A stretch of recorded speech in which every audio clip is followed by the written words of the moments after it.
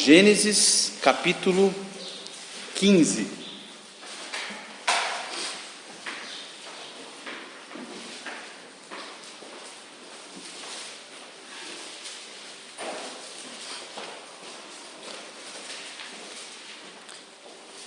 Irmãos, nós estudamos recentemente sobre os primeiros 6 versículos do capítulo 15 de Gênesis. E aí nós vimos aqui que Abraão ele tinha duas preocupações, dois temores. O primeiro, o principal, é com relação ao seu herdeiro, né? O herdeiro, o filho que ele tanto estava esperando do Senhor, o filho que ele tanto estava sonhando, né? O seu filho querido, o filho prometido. E aí Deus mostra para ele que ele vai cumprir a sua palavra e vai lhe dar o filho. Deus chama ele para fora e mostra as estrelas do céu e fala: olha, assim como as estrelas são inumeráveis, assim será a sua descendência.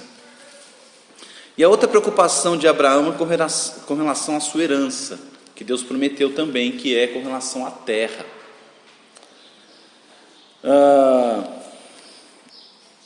E é sobre isso que nós vamos tratar hoje, tá bom? Meus queridos, eu quero mostrar para os irmãos, através desse texto da palavra de Deus, que Deus mostra a sua grandeza. De uma forma maravilhosa, Deus mostra a sua grandeza. Vamos ler dos versos 7 até os versos 21. Acompanha comigo na leitura da palavra de Deus. Gênesis capítulo 15, do verso 7 até o versículo 21. Disse-lhe mais: eu sou o Senhor, que te tirei de Ur dos Caldeus, para dar-te por herança esta terra. Perguntou-lhe Abrão: Senhor Deus, como saberei que hei de possuí-la? Respondeu-lhe: toma-me uma novilha, uma cabra e um cordeiro, cada qual de 3 anos, uma rola e um pombinho. Ele, tomando todos esses animais, partiu-os pelo meio. Ele expôs em ordem as metades, uma defronte das outras, e não partiu as aves. Aves de rapina desciam sobre os cadáveres, porém Abraão os enxotava. Ao pôr do sol, caiu profundo sono sobre Abrão, e grande pavor e cerradas trevas o acometeram. Então lhe foi dito: sabe, com certeza, que a tua posteridade será peregrina em terra alheia, e será reduzida à escravidão, e será afligida por 400 anos. Mas também eu julgarei a gente a que tem de sujeitar-se, e depois sairão com grandes riquezas. E tu irás para teus pais em paz, serás sepultado em ditosa velhice. Na 4ª geração tornarão para aqui, porque não se encheu ainda a medida da iniquidade dos amorreus. E sucedeu que, posto o sol, houve densas trevas, e eis um fogareiro fumegante, e uma tocha de fogo que passou entre aqueles pedaços. Naquele mesmo dia fez o Senhor aliança com Abrão, dizendo: à tua descendência dei esta terra, desde o rio do Egito até o grande rio Eufrates. O queneu, o quenezeu, o cadmoneu, o eteu, o ferezeu, os refaíns, o amorreu, o cananeu, o girgazeu e o jebuseu. Vamos buscar a Deus em oração mais uma vez? Senhor, nosso Deus e nosso Pai, mais uma vez na tua casa, na tua presença, buscando a tua face, Senhor. Queremos pedir ao Senhor que o Senhor mostre a sua grandeza através da sua palavra a nós, teus filhos. Que o Senhor fortaleça a nossa fé no Senhor. O Senhor nos ajude, ó Deus. Nos ajude a entender que o Senhor é aquele que honra a tua palavra. O Senhor é aquele que cumpre o que prometeu. O Senhor é aquele em quem nós podemos confiar, em quem nós podemos descansar. O Senhor é aquele em quem nós podemos repousar em segurança, na certeza que o Senhor cuida de nós. Fala ao nosso coração nesta manhã. Fala ao coração do seu povo amado que aqui está, Senhor. Cada uma dessas almas preciosas que foram compradas com o sangue de Jesus Cristo. Deus fala aos nossos corações. Eu peço ao Senhor e oro em nome de Jesus. Amém. Deus mostra a sua grandeza, meus queridos. Primeiramente, Deus mostra a sua grandeza ao dar a terra a Abraão. Veja o verso 7, de novo. Disse-lhe mais: eu sou o Senhor, que te tirei de Ur dos Caldeus, para dar-te por herança esta terra. Deus mostra ao seu servo Abraão, que estava ali acometido de temores, de dúvidas. Ele deixa bem claro que ele mostra claramente a grandeza dele, ao dar a terra a Abraão.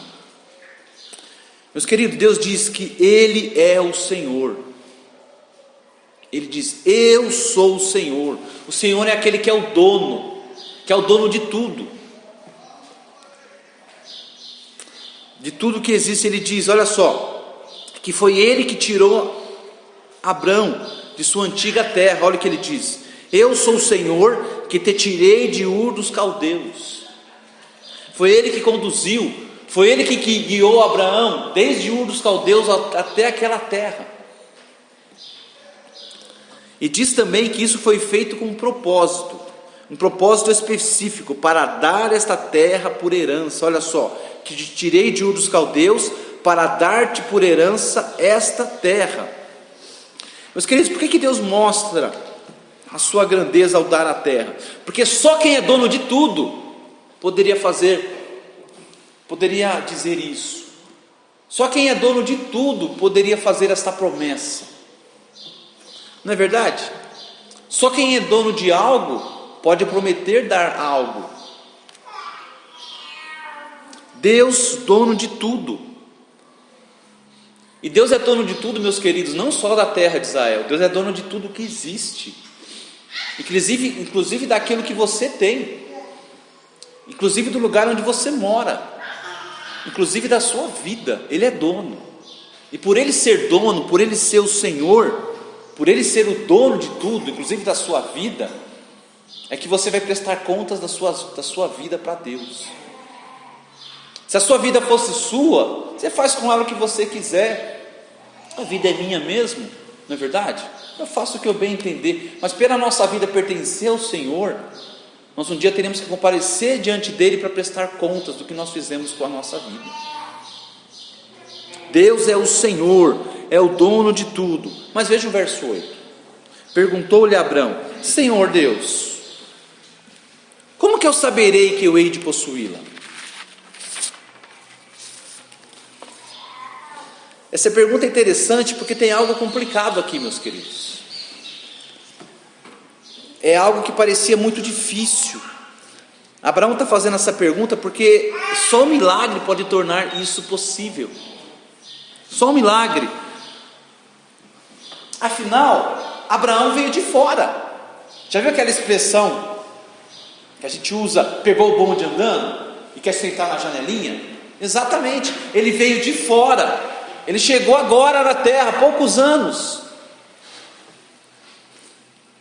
Ele não tem raízes ali. Ele não tem parentes, familiares morando ali naquela terra. Não tem. E aí ele chega e Deus fala: e você vai ser dono de tudo isso. E a terra não está vazia. A terra não está, aquela mata, aquele deserto, tudo vazio, só por a cerca em volta e por a plaquinha, tem dono. Não.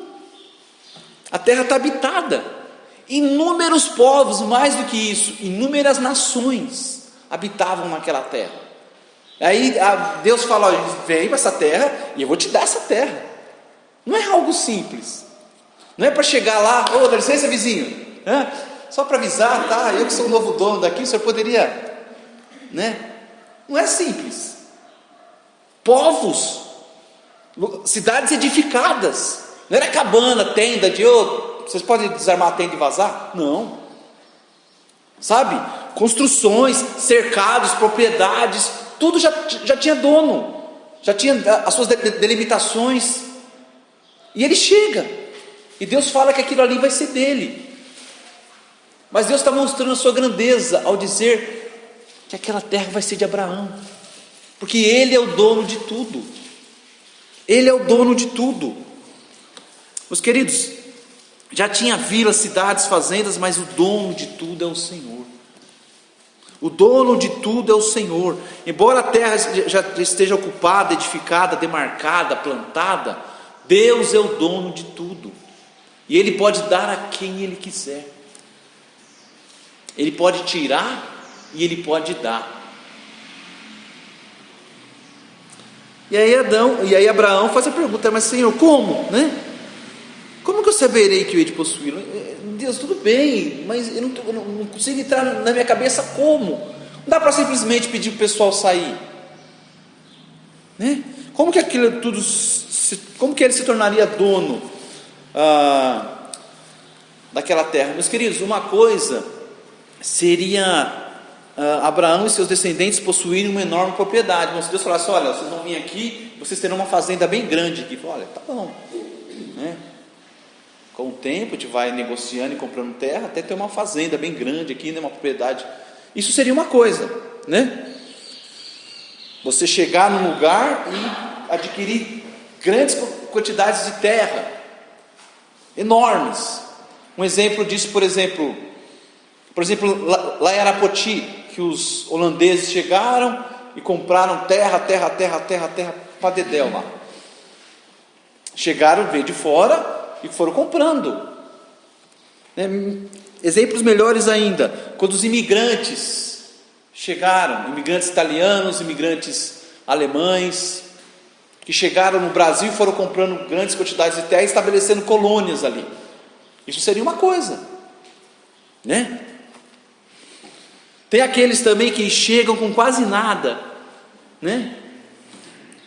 Quase nada, não chega já comprando terra, mas chega com quase nada ali, com pouco, e aí começa um negócio, e esse negócio cresce, e cresce demais, e a pessoa se torna muito rica. Essa seria uma forma. Por exemplo, em 1881, um homem chamado Francesco Matarazzo chegou aqui e começou um comércio com banha de porco. E eu não sei quanto tempo depois ele já tinha 365 indústrias espalhadas pelo Brasil. Começou pequeno e foi expandindo. Poderia ser assim com Abraão, Oh Deus, essa seria uma forma. Mas o que Deus estava oferecendo para Abraão era algo muito ousado. Está falando: você vai ser dono dessa nação toda. Eu estou te dando essa nação toda por herança para você e seus descendentes. Era algo muito gigantesco, como eu disse, era algo que só um milagre poderia tornar possível. Mas Deus, que é o Senhor, pode fazer promessas impossíveis para nós. Por isso que Abraão faz essa pergunta no verso 8. E sabe como que Deus responde a Abraão? Quando Abraão pergunta? Aí é o nosso segundo ponto. Deus mostra a sua grandeza ao fazer uma aliança. Meus queridos, Deus é Deus de aliança, e Ele leva muito a sério as alianças. E quando nós falamos de aliança, estamos falando de compromissos. Deus é Deus de compromisso. Ele honra os seus compromissos. Ele quer que nós honremos os compromissos que nós temos com Ele, que nós fazemos com Ele. Deus faz uma aliança com Abraão. Ele mostra a sua grandeza ao fazer uma aliança com Abraão. Olha os versos 9 a 11. Respondeu-lhe: toma-me uma novilha, uma cabra e um cordeiro, cada qual de 3 anos, uma rola e um pombinho.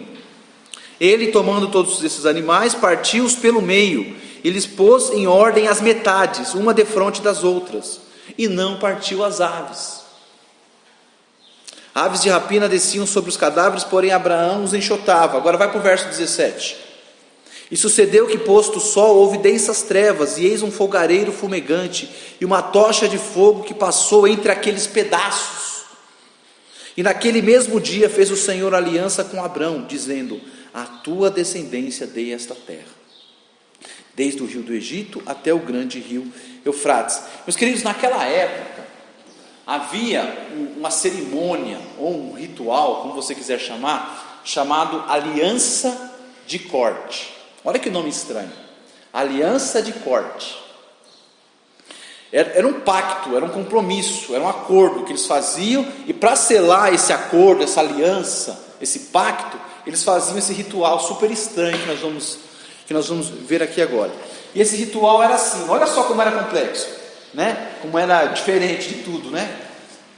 Eles pegavam vários animais, matavam os animais e partiam os animais no meio, e aí colocava uma metade de frente para a outra, e aí ficava um corredor no meio. Olha só, fazia isso, e aí as duas partes que iam fazer um acordo passavam por esse corredor com esses animais e faziam um juramento. O juramento era assim, que o que aconteceu com esses animais aconteça comigo, se eu não honrar a minha parte no acordo. Era esse o juramento que eles faziam. Os animais ali todos destroçados, coisa horrível de se ver, passavam pelo meio e falavam: o que aconteceu com eles, aconteça comigo, se eu não honrar a minha palavra. Juramento estranho, né? Estranho, né? Esquisito, né? Pessoas que se fizesse hoje em dia. E Abraão, ele conhecia muito bem essa aliança de corte. Ela era praticada, era uma forma das pessoas honrarem as suas palavras quando faziam acordos ali. Tanto que no verso 9, nós só vemos Deus dando a instrução aqui, toma-me uma novilha, uma cabra, um cordeiro, cada qual de 3 anos, uma rola e um pombinho. Deus só fala isso e Abraão já entendeu o resto. Ele não fala: agora você vai, corre, nem precisou explicar. Quando Deus pediu essas coisas para Abraão, Abraão já sei o que Deus vai fazer. E aí ele fez, e ele, tomando todos os animais, partiu-os pelo meio. Abraão conhecia, só que ele sabia que esse ritual, esse tipo de acordo, essa forma, essa cerimônia para selar um compromisso, eram feitos entre as pessoas normalmente de posse, né? Porque matar animais assim era algo, animais valiam muito naquela época, né? Era o que mostrava a grandeza financeira de uma pessoa, era quantos animais ela tinha, né? E o tamanho da terra que ela tinha, o gado da pessoa. Você vê quando Deus vai descrever a grandeza de Jó, como que ele descreve a grandeza de Jó? Falando da quantidade de animais que ele tinha, tá bom? Então, ele sabia como que esse ritual acontecia, funcionava entre as pessoas, mas a questão é que, como que esse ritual vai funcionar entre uma pessoa e Deus? Como que essa aliança vai ser feita entre um ser humano e Deus? É meio estranho, não é? Então Abraão, né? Talvez ele tenha pensado: olha, eu não sei como que Deus vai fazer, mas está aqui, preparei conforme ele mandou. O texto diz que ele fez, depois as metades, e enquanto ele fazia isso, o verso 11 fala que até as aves de rapina lá vinham para cima dos cadáveres dos animais, e Abraão tinha que ficar enxotando eles, né? Porque senão vai atrapalhar a nossa cerimônia aqui. Então Abraão fez a parte dele. E aí foi escurecendo, Abraão foi ficando cansado, Abraão foi ficando com sono, né? Beleza, eu fiz a minha parte, está aqui os animais mortos, eu tenho que ficar espantando os urubu, né? As aves de rapina aqui, né? Cadê Deus que não aparece? E foi escurecendo, Abraão começou a ficar preocupado, ficar até com medo até. Olha o verso 12: ao pôr do sol, caiu profundo sono sobre Abrão, e grande pavor, e cerradas trevas o acometeram. Então o tempo foi passando, as horas foi passando, e aí foi ficando escuro. Abraão começou a temer: cadê Deus? O que vai acontecer? Eu não sei. Como que Deus vai fazer essa aliança? Eu não sei. Como que vai ser? Ai, isso aqui tá estranho. Como que eu vou fazer esse pacto aqui com Deus? Uma coisa com uma pessoa, mas com Deus. E aí o medo foi vindo, né? Mas aí finalmente Deus se manifesta a Abraão. O texto não diz como que ele se manifestou, mas ele começou a falar com Abraão, né? E aqui entra o nosso terceiro ponto: é que Deus mostra a sua grandeza ao revelar os seus planos. Deus mostra a sua grandeza ao dar o que só Ele pode dar. Deus mostra a sua grandeza, meus queridos irmãos, a fazer aliança conosco. Deus mostra a sua grandeza ao revelar os seus planos, como ele fez aqui com Abraão. Olha só, ele apareceu, né? Ele começa a revelar os seus planos para Abraão. Primeiramente ele começa a revelar o futuro. Lê comigo do verso 13 até o verso 16. Então lhe foi dito: sabe com certeza que a tua posteridade será peregrina em terra alheia. Está se referindo ao quê? A quando o povo, os descendentes de Abraão, serão peregrinos lá no Egito, e será reduzida à escravidão. E foi isso que aconteceu? O povo se tornou escravo. Moisés foi enviado por Deus para retirar o povo de lá, e será afligida por 400 anos, ou até o tempo, Deus mostra para Abraão. Mas também eu julgarei a gente a que tem de sujeitar-se, e depois sairão com grandes riquezas. O que é isso? Deus está falando assim o que acontece no livro de Êxodo.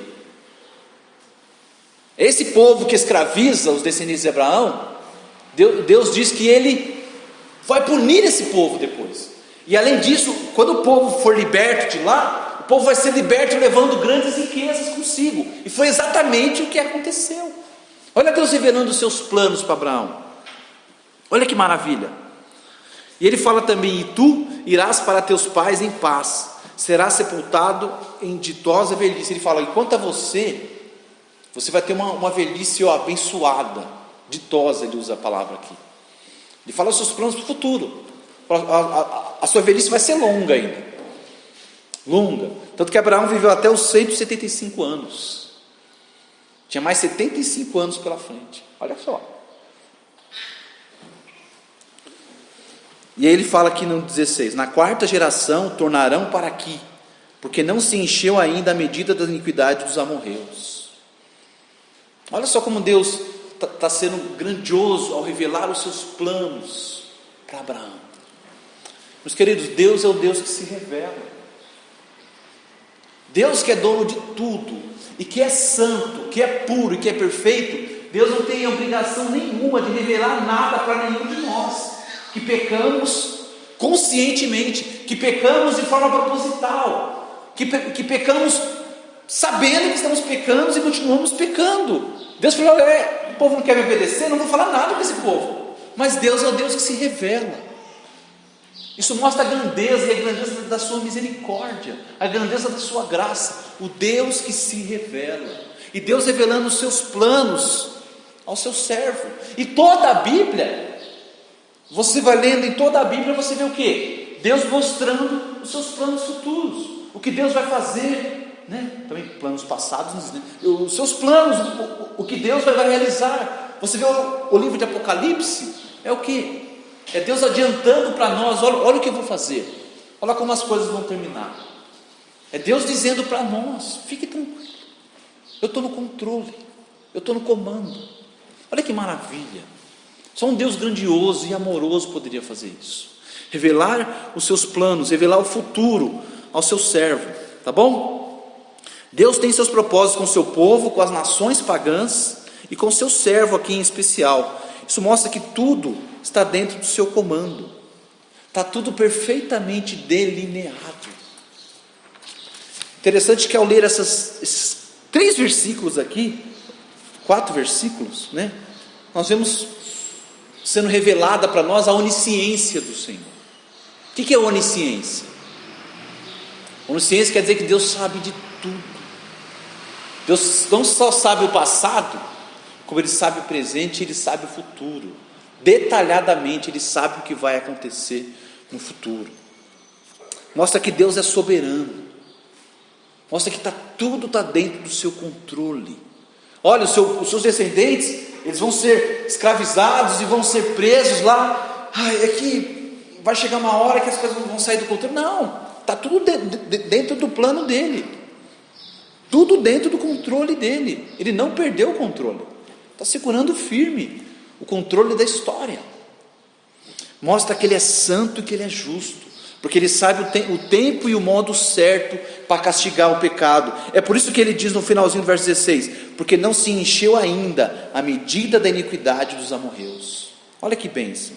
Então Ele mostra, né, a sua grandeza revelando os seus planos para os seus servos, primeiramente revelando o futuro, né? Também punindo o pecado, não é verdade? Porque Deus é o Deus da verdade, e Ele não esconde a verdade a Abraão, Ele não maqueia a verdade.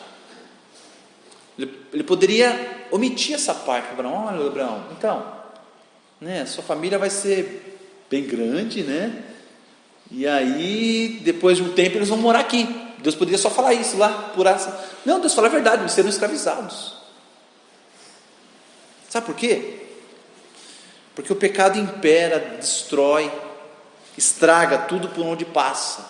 E os descendentes de Abraão serão grandes pecadores, não diferentes de nós, grandes pecadores. Nós estamos estudando, nas sextas-feiras, acabamos agora de estudar o livro de Gênesis, né, fazendo um panorama sobre o livro de Gênesis, e nós vimos, na verdade, senhor Ari, quanto que o povo de Deus, descendentes de Abraão, meu amigo, difícil achar um ali que era flor que se cheira, cada um de um jeito ou de outro, tinha os seus vícios, os seus maus hábitos, coisas terríveis, principalmente quando chega nos filhos de Jacó ali, você vê que a coisa desanda de uma forma absurda. Pecadores. Deus é o Deus que revela a verdade, e Ele é o Deus que castiga o pecado. Deus sempre lida com o pecado, inclusive com o pecado do seu povo. Nós somos o povo do Senhor, nós não estamos imunes ao tratamento de Deus com o nosso pecado. Podemos vacilar com o pecado, brincar com o pecado, ou facilitar para o pecado. Deus sabe que os descendentes de Abraão vão se multiplicar, mas Ele sabe que eles também vão pecar, e pecar muito, vão se rebelar, vão desobedecer ao Senhor e serão punidos. Então Deus revela os seus planos também, resgatando o seu povo, é ou não é? Deus mostra aqui nesses versículos que Ele é o resgatador, Ele é o remidor, o libertador do seu povo. Deus diz: mas eu também julgarei a gente que tem que sujeitar-se, e depois sairão com grandes riquezas. Deus vai castigar os inimigos deles e vai trazê-los, vai resgatá-los. Olha como Deus é maravilhoso, como Deus é grandioso. E Deus irá usar o seu próprio povo libertado e redimido da escravidão para castigar os cananeus, o povo que está na terra, que agora Abraão está ali. Deus falou, porque ainda não chegou a hora, a medida da iniquidade deles não chegou a um ponto que agora é a hora de Deus castigar. Quando Deus foi castigar Sodoma e Gomorra, é porque chegou no limite, é porque Deus falou, já deu, é até aqui, agora não dá mais. E aí Deus puniu. Deus estava dizendo, ainda não chegou a hora de eu castigar os amorreus, o povo ali que morava na terra. Olha como Deus é justo e santo. Tá bom, mas e quanto à aliança que Deus ia fazer com Abraão? Aqui Abraão preparou os animais, certo? Estava lá escurecendo, ele estava com medo. E agora, cadê a aliança que Deus ia fazer? Estavam os animais conforme Deus mandou, mortos, divididos, posicionados ali. Então chega a hora de Deus de oficializarem a aliança. Abraão e Deus passarão, ele não sabe como, mas Abraão e Deus passarão pelo meio daqueles animais e dirão aquele juramento que eu falei agora há pouco. Mas olha só o que aconteceu. De novo, os versos 17 e 18. E sucedeu que, posto o sol, houve densas trevas, e eis um fogareiro fumegante e uma tocha de fogo que passou entre aqueles pedaços. Naquele mesmo dia fez o Senhor aliança com Abrão, dizendo: à tua descendência dei esta terra, desde o rio do Egito até o grande rio Eufrates. Sabe o que aconteceu aqui? Não sei se você entendeu.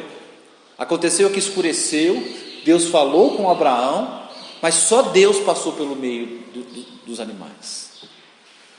Só Deus. O que parecia impossível foi o que aconteceu. Deus passou entre os animais. Deus fez aquele compromisso. Deus, olha o que diz: escureceu o visitante das trevas, e um fogareiro fumegante, uma tocha de fogo passou por entre aqueles pedaços. Só Deus é quem passou. E sabe por quê? Por que só Deus passou? Não era um acordo? Os dois tinham que passar, os dois tinham que se comprometer. Eu vou fazer minha parte e você faz a sua parte. Quem descumprir sua parte, que tem o mesmo fim que esses animais. Não era assim um acordo? Mas Deus falou: não, vai ser diferente. Ele fez Abraão cair de sono lá e ele passou por aquele meio. Para quê? Para que ele tornasse a sua aliança incondicional. Incondicional. Esse é o nosso quarto ponto. Deus mostra a sua grandeza, tornando a sua aliança incondicional. Meus queridos, Deus se comprometeu a cumprir a sua promessa feita a Abraão. E Abraão não precisou se comprometer com nada. Com nada. Deus falou: eu vou dar essa terra a Abraão. É uma aliança que eu estou fazendo com você. Eu passei pelo meio dos animais, e a minha aliança com você é baseada em uma promessa. Uma aliança incondicional. Você sabe a diferença de condicional e incondicional? Condicional é um acordo. Você vai lá, a gente foi comprar escada. É um acordo.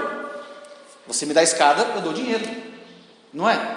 Ou você me dá a escada e eu fujo, não dou dinheiro. Não. Duas partes. Você me dá a escada, eu dou meu dinheiro. Agora, se o dinheiro for falso, e se o cheque for sem fundo? Opa, peraí, eu cumpri minha parte no acordo, eu te entreguei a escada, e na hora que você me pagar, você me pagou com um cheque sem fundo. E aí como é que fica? Né? Os dois têm que fazer a sua parte no acordo.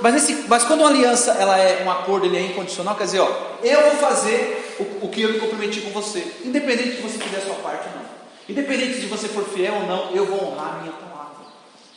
Essa é uma aliança incondicional. Quer dizer que aconteça o que acontecer, passe os céus e a terra, a palavra de Deus vai ser cumprida. O que ele prometeu para Abraão, ele iria fazer. Abraão, eu juro que vou te dar essa terra como herança, independentemente de você e seus descendentes merecerem. Eu darei com base na minha palavra e juramento. Era mais ou menos isso que ele estava querendo dizer. Percebe como isso é grandioso?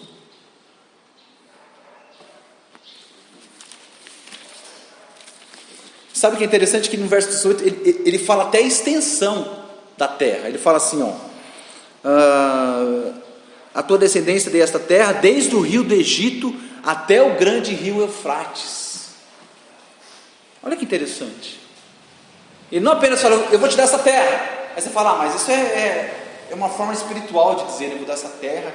Quer dizer que eu vou dar, né, eu vou, sei lá, espiritualmente, como se você fosse o dono da terra. Não, ele fala literalmente. E ele fala até onde vai a cerca. Vai aqui do grande rio do Egito e até aqui, até o grande rio Eufrates.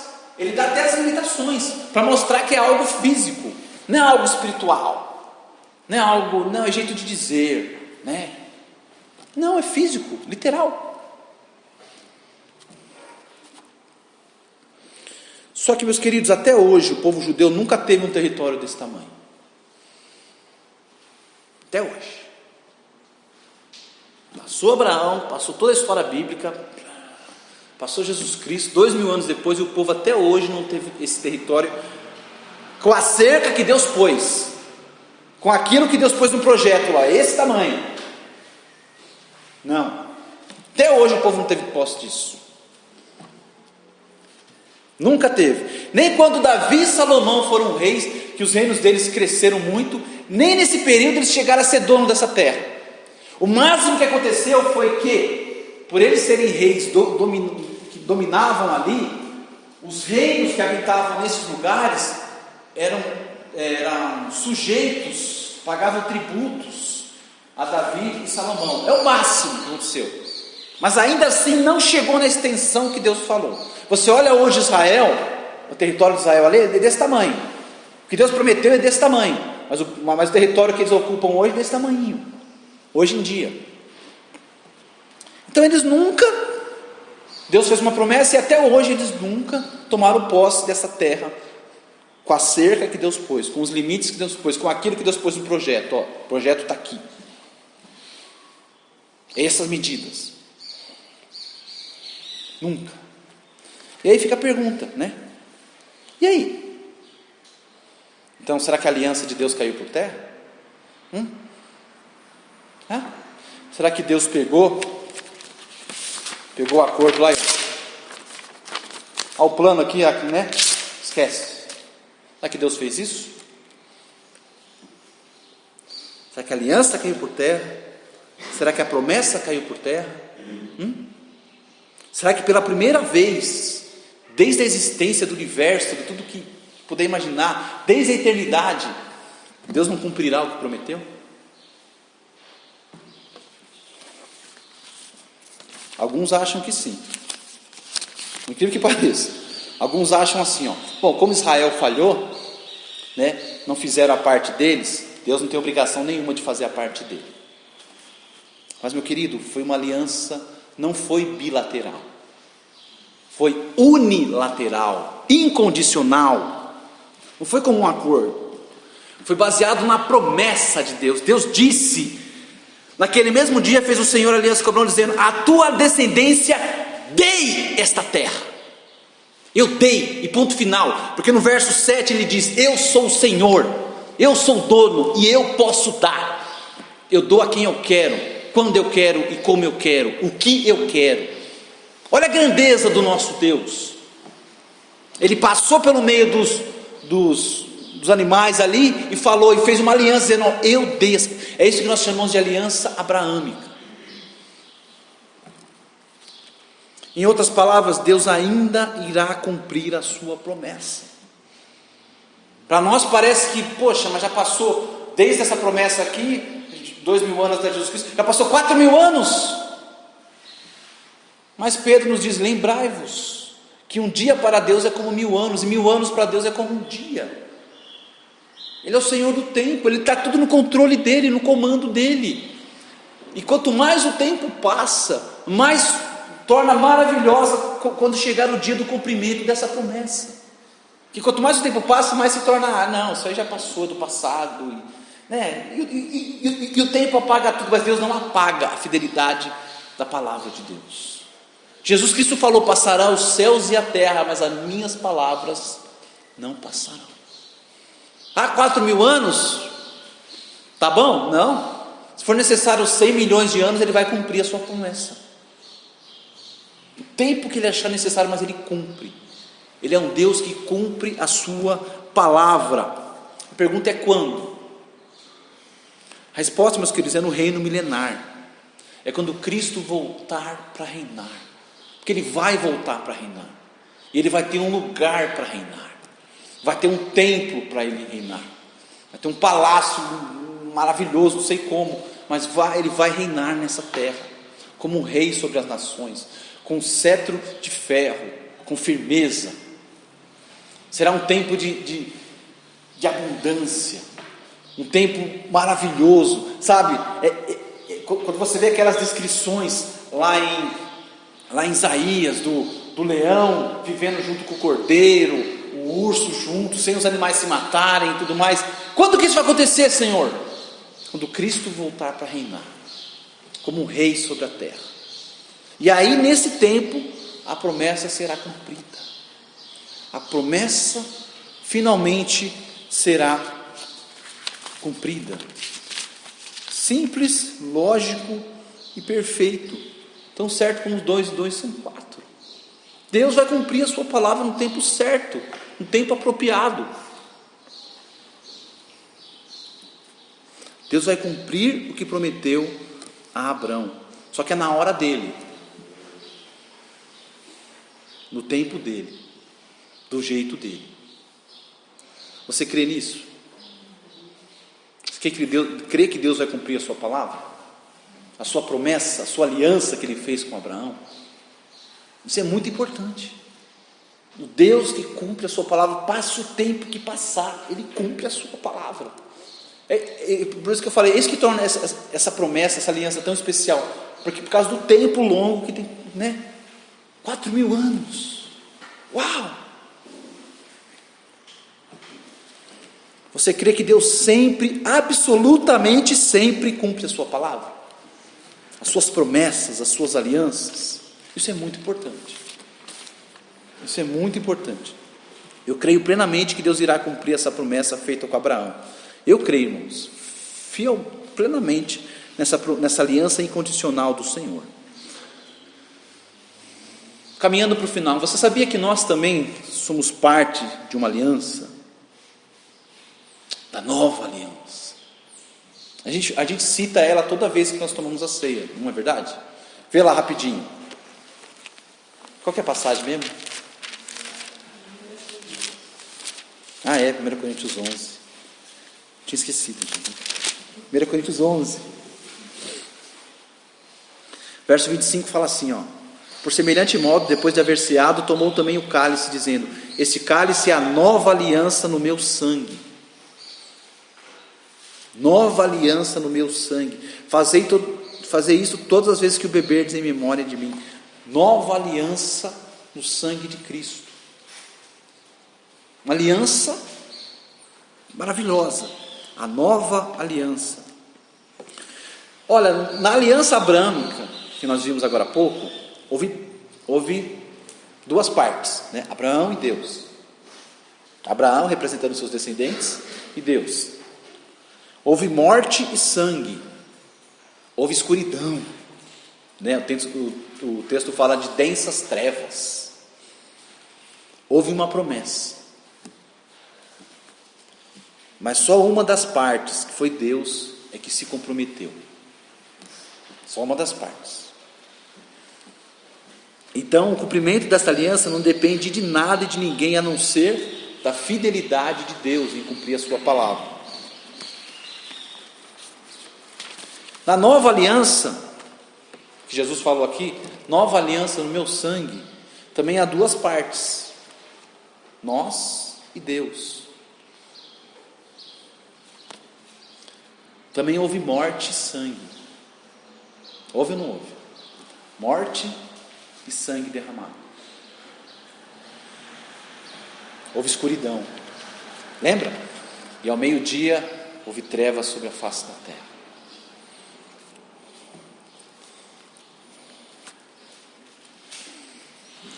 Houve morte e sangue, mas não morte e sangue de animais. Mas houve morte e sangue do próprio Deus, na pessoa do Senhor Jesus Cristo. E somente Ele passou pelo vale da sombra da morte, em nosso lugar. Ele fez a sua fiel promessa de herdarmos a vida eterna. Meus queridos, Jesus passou, assim como Deus passou lá com Abraão, pelo meio daquele lugar de morte, Jesus passou também pelo vale da sombra da morte. Só que Ele sofreu a morte, derramou o seu sangue por nós, e nos fez a promessa, como eu disse, a promessa da vida eterna.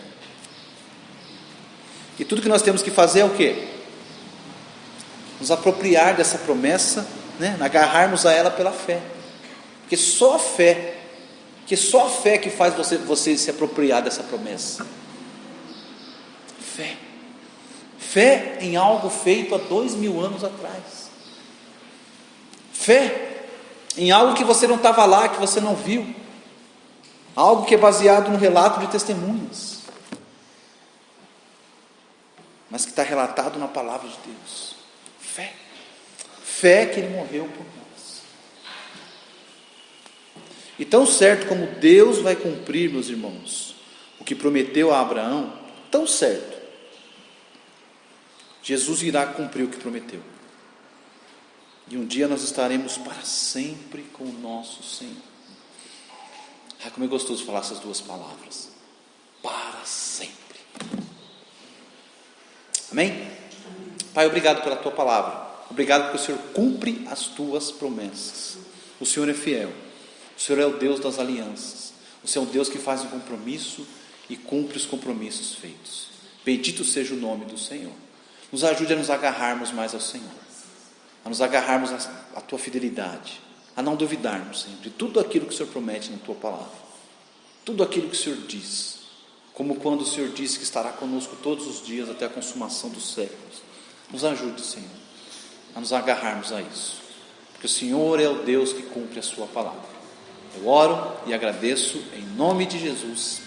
Amém.